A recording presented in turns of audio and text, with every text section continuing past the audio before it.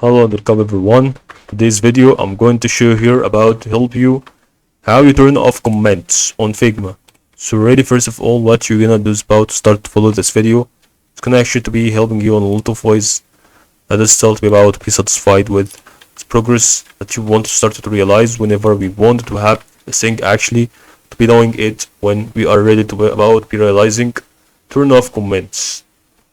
That is still to be about to be doing on that whenever we want to have something actually to be doing on its progress through the way that is still to be about to go turned off.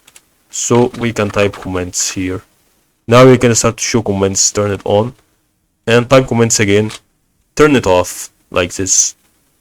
And then you can start to see that turn it off comments has been shown.